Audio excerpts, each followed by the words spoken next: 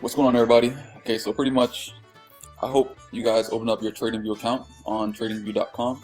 This is what we're going to be analyzing on, mainly because on MT4 you could analyze off of it, but at the same time the prices and everything are not as smooth and the charts are not as smooth as it is on tradingview.com, and you will get like a better analysis and everything analyzing on this platform compared to MetaTrader 4.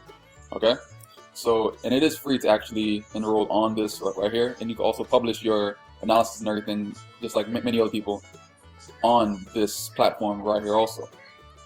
So the main thing that I'm going to speak about on this video is identifying your trend, as far as if it's a bullish trend overall or if it's a bearish trend, and we go from there.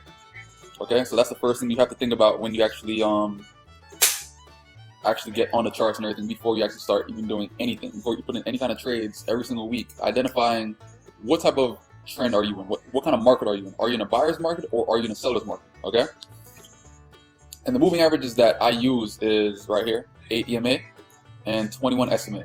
You install those by right clicking, you go on insert indicator, you type in things simple for a moving average.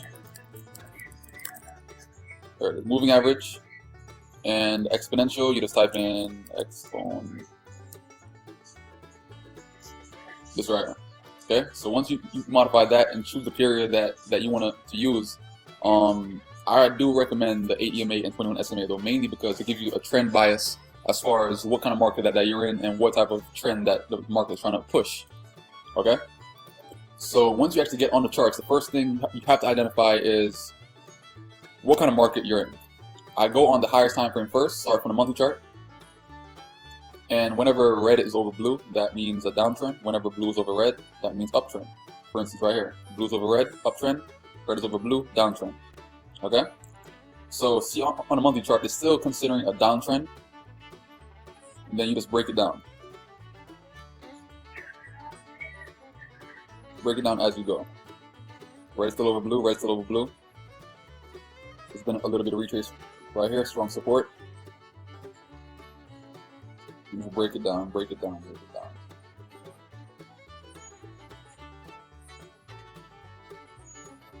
Okay, so overall, still the downtrend. It's like a lot of consolidation within this area.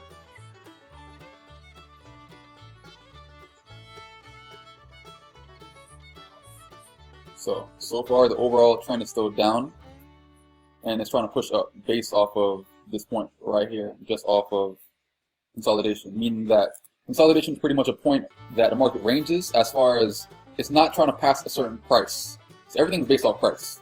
So pretty much whenever the market hit like around this price, which is like around 106,300 or 105, the market tries not to even pass it. So it bounces down there and then it shoots back up.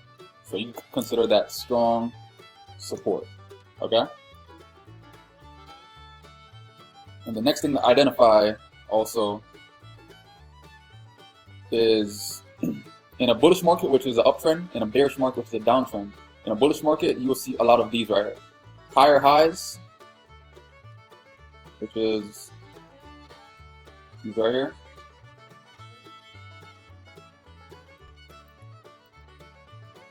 All higher highs. So as the market is trending up, the previous high is a lot higher than the new high. Actually is a lot higher than the previous high.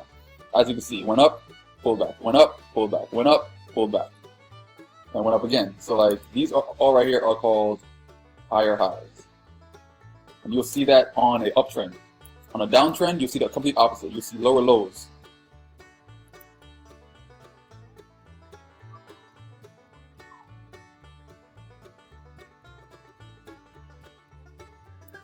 On a downtrend, you see lower lows. Uptrend, you see higher highs. Okay, right here is based off of support. So like right now, you can't really say too much because the market is pretty much consolidating. It's very indecisive on what it wants to do next as far as trend wise. Okay, this right here is a peak. Okay, so always try to identify what kind of market that you're in first. Okay, Remember, these moving averages give you the trend bias.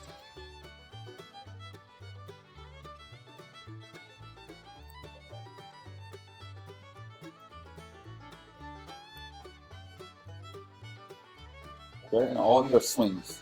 All these swings right here are pretty much the big consolidation that are on the monthly chart, which on the 4-hour chart right now.